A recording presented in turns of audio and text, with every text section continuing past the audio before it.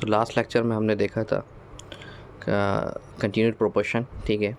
अब कुछ प्रॉपर्टीज़ हैं जिसमें हमने कुछ एडिशन कर दिया तो एक नया रेशो मिल जाएगा, ठीक है। यानी कि सी का ए में जोड़ दिया, और यानी आपका थर्ड टर्म आपका फर्स्ट टर्म में जुड़ गया, और आपका जो डी यानी फोर्थ टर्म है वो आपका सेकेंड टर्म में जुड़ गया, ठीक है। तो एक नया रेशो मिल जाएगा। ऐसी सब्ट्रैक्शन कर दिया आपने तो एक नया रेशो मिल जाएगा, या फिर आपने सब्ट्रैक्शन किया सेकेंड टर्म से, ठीक है, यानी सेकेंड टर्म से ए टर्म में, ठीक है, और इधर फोर्थ टर्म से थर्ड टर्म में, तो जो रेशो मिलेगा वो इक्वल मिलेगा, ठीक है। एक नया रेशो मिलेगा दोनों साइड। ऐसे ही अगर आपने एडिशन कर दिया उनका तो एक नया रेशो मिलेगा, ठीक है, वो भी आपस में इक्वल होंगे। और अगर आपने क्या किया, सिर्फ इंटरचेंज किया, यानी यहाँ पे सी आता और यहाँ पे बी आता, आपने इंटरचेंज कर दिया है, ठीक है, तो ये भी एक नया रेशो जो मिलेगा वो इक्वल मिलेगा, ठीक है। और यह आप इन्वर्स कर दिया, यानी कि ए यहाँ था और बी यहाँ था, यानी ए अपॉन बी को आपने बी अपॉन ए लिख दिया, और ये टी की पोजीशन सी आ गया और सी की जगह डी आ गया, ठीक है। तो एक नया रेशो मिल गया, इन्वर्स कर देंगे आप, यानी A upon B equal to C upon D होता है। तो आपने अगर ए अपॉन बी को रिवर्स कर दिया, यानी कि इन्वर्स रेसिप्रोकल कर दिया, और ये बन गया आपका बी अपॉन ए, इधर आपका डी अपॉन सी, तो दोनों सेम रिजल्ट देगा, ठीक है। ये भी इतना इंपॉर्टेंट नहीं है, ठीक है। फिफ्थ और सिक्स प्रॉपर्टी इंपॉर्टेंट है, और ये नाइन्थ ये ज़रूरी है, ठीक है। यानी प्रोडक्ट ऑफ एक्सट्रीम आपको लास्ट टाइम बता दिया था कि जो आपका ए होता है और जो डी होता है ये एक्सट्रीम कहलाते हैं, ठीक है, जो एंड पर है और स्टार्टिंग में, और जो बीच में बी और सी होते हैं वो आपका क्या कहलाते हैं, मीन्स कहलाते हैं। तो उनका प्रोडक्ट और एक्सट्रीम का प्रोडक्ट हमेशा बराबर होते हैं, यानी A into D is equal to B into C होगा, ठीक है। अब इसका यूज़ करते हुए एक रिज़ल्ट बनता है क्या, कि अगर ऐसा हो जाए, यानी ए अपॉन बी है और इसका सेकेंड टर्म बी हो गया, लेकिन जो नया रेशियो मिलो वो सी बाई डी की जगह बी अपॉन सी हो जाए, यानी कि इसका फर्स्ट टर्म और इसका सेकेंड टर्म सेम हो गया है, ठीक है। तो इस केस में ऐसे क्वेश्चन वो बना देता है। तो इस केस में क्या होगा, हम जानते हैं कि भाई अब क्या होगा, where a and c are extremes first and last term, ठीक है, while b known as the mean proportional, ठीक है। तो इस केस में ऊपर 9 प्रॉपर्टी का यूज़ करते हुए क्या हो जाएगा कि भाई एक्सट्रीम कौन हुआ, ए और सी, ठीक है, ए और सी इंटू कर दिया, और मीन्स कौन हुए, बी इंटू बी, ठीक है। मीन हमेशा कौन होता है, बी और सी होता है, ठीक है, और डी और ए लास्ट में होता है, फर्स्ट टर्म होता है और फोर्थ टर्म होता है।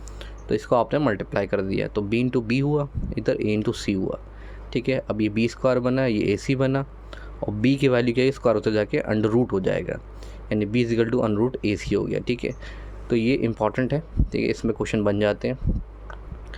अब जो है इसके बाद क्या आता है कि अगर आपको एग्जाम्पल चाहिए, यानी प्रोपोर्शन कैसे वो चीज़ें होती हैं, तो जैसे यहाँ पे एग्जाम्पल दिया गया है, time taken by train to cover 100 kilometre per hour, यानी हर एक घंटे में वो 100 किलोमीटर कवर कर रहा है। अब इसी बात को वो दूसरी तरीके से प्रेजेंट कर रहा है कि is equal to the cover distance of 500 kilometre for 5 hours, यानी कि भाई इसके अकॉर्डिंग अगर मैं देखूँ 5 घंटे में 5 किलोमीटर कवर कर रहा है, यानी कि हर एक घंटे में उसने 100 किलोमीटर कवर किए हैं, ठीक है। तो 500 किलोमीटर फॉर 5 आवर्स, यानी दोनों बातें क्या सेम है लेकिन अलग अलग तरीके से कही गई हैं। तो यही जो बातें होती हैं तो सेम है, यानी उनका रिजल्ट सेम है, तो वो आपस में क्या होते हैं, इक्वल कहलाते हैं, ठीक है। यानी दो रेशियोज़ आपके आपस में इक्वल हो गए, तो इनको हम क्या कहते हैं, प्रोपोर्शन कहते हैं, ठीक है। अब इसके बेसिस पे कुछ क्वेश्चन हम देख लेते हैं। क्वेश्चन आया आपका, ठीक है, तो यहाँ पे कुछ एग्जाम्पल के तौर पे 2/5 दिया हुआ है, ठीक है। इसको सिंप्लीफाई आप कर सकते हो, नहीं कर सकते, ठीक है। ये रहेगा 8/20 है एक एग्जाम्पल, ठीक है। तो इसको अगर आप सॉल्व करोगे, सिंप्लीफाई करोगे, आप देख रहे हो कि ये दोनों 4 के टेबल में आते हैं, 8 भी 4 के टेबल में आता है, 20 भी। तो अब इसको सिंप्लीफाई करेंगे 2/5 आया। ऐसे ही 12, 30 6 के टेबल में आते हैं दोनों, सिंप्लीफाई किया 2/5। ऐसे इसको सिंप्लीफाई किया तो दोनों ये जो चारों हैं सबसे रिजल्ट क्या है, 2/5। तो इसका मतलब इनका सिंप्लीफाइड फॉर्म अगर सिंप्लीफाइड फॉर्म 2/5 है, तो यानी सब के सब आपस में क्या है, इक्वल हैं, सब के सब आपस में इक्वल है, ठीक है, यानी प्रोपोर्शन में आ गया, ठीक है। तो यही सेम चीज़ रूल यूज़ करते हुए होता है कि अगर दो रेशियोज़ हैं और उनका सिंप्लीफाइड फॉर्म क्या हो, आपस में बराबर हो, तो इसका मतलब क्या है, वो आपस में या इस तरीके से लिख दें, आप इस तरीके से लिख दें, तो वो आपस में क्या हो गए, प्रोपोर्शन में हो गए, ठीक है। उनका सिंप्लीफाइड फॉर्म, यानी सिंप्लीफाइड यानी उनके बीच में कुछ भी कॉमन ना रहे। 2/5 जो आया है वो और अब सॉल्व नहीं हो सकता, ठीक है। अब चेक करने के लिए यहाँ क्वेश्चन, ठीक है, कि 12/20 और 27/45 प्रोपोर्शन में है या नहीं, इसको चेक कीजिए। तो आप क्या करेंगे भाई, सिंप्लीफाइड फॉर्म निकालेंगे। सिंप्लीफाई किया तो 3/5 आ गया, ऐसे इसको सिंप्लीफाई किया तो 3/5 आ गया, यानी दोनों इक्वल हैं भाई सिंप्लीफाइड फॉर्म में। उसका मतलब ये दोनों आपस में प्रोपोर्शन में हो गए, यानी इक्वल हो गए, ठीक है।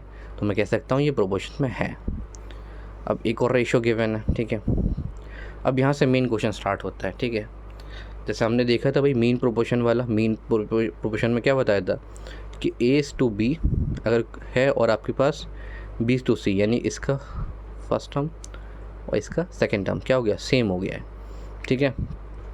तो दो रेशियोज़ गिवन है और कंटिन्यूड रेशियो पूछा है, यानी A/B/C बताएं आप क्या होगा। तो इसकी शॉर्ट ट्रिक क्या होती है, सिंपली आप क्या करें, जो भी पूछा है वो लिख लें। A/B/C लिखा है, ठीक है। मेरे पास क्या है, A/B है, तो मैंने A/B लिखा, 2:3, ठीक है, ये लिख दिया। और B/C पता है मुझे, तो मैंने इसके नीचे B/C लिखा। अब ये बराबर की जगह खाली रह जाती है, ये बराबर की जगह खाली रह जाएगी, तो इसको किससे फिल करेंगे, जो बराबर वाला नंबर है, यहाँ 3 आ गया, यहाँ से 1 आ गया, जो बराबर वाला नंबर है उससे फिल करते हैं। अब इन्हें आपस में मल्टीप्लाई कर दीजिए, इन्हें आपस में मल्टीप्लाई कर दीजिए, आपको रिजल्ट मिल जाएगा, ठीक है। ऐसे एक और क्वेश्चन देख लेते हैं। जैसे आपके पास A/B 4:3 है और B/C 7:5 है। उसने पूछा A/B/C क्या होगा, तो हमें क्या करना है, सिंपली भाई मैंने A/B/C लिख दिया। अब A/B पता है तो 4:3 लिखा, उसके बाद B/C पता है तो 7:5 लिख दिया।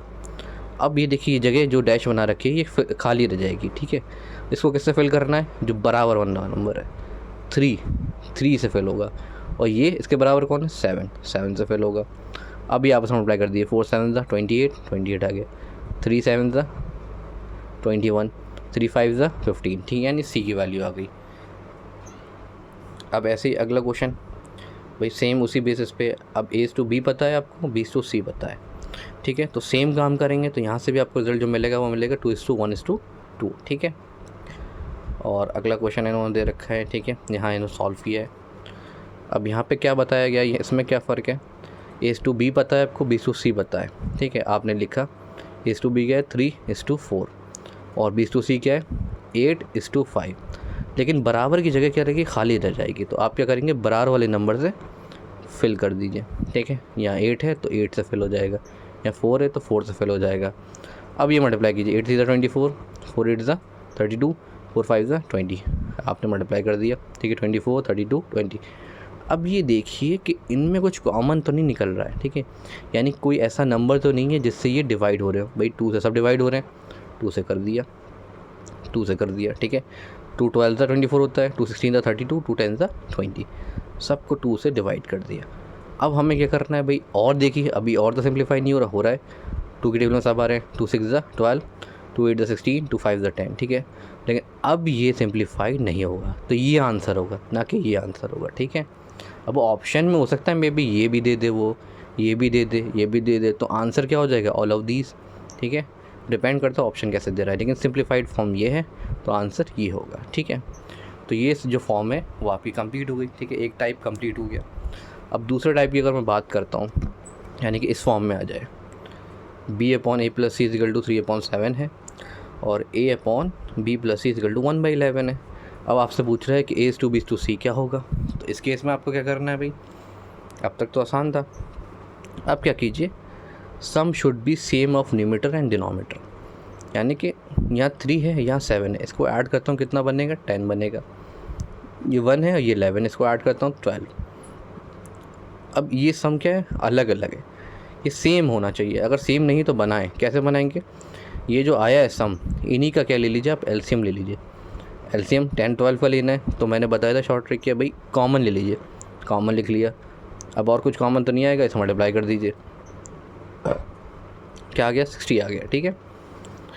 अब क्या है भाई, यानी कि इसको 60 बनाना है 10 को, और इसको भी 60 बनाना है, तो 10 में क्या मल्टीप्लाई करूँ 60 बनेगा भाई 6 बनेगा, 6 मल्टीप्लाई करना होगा।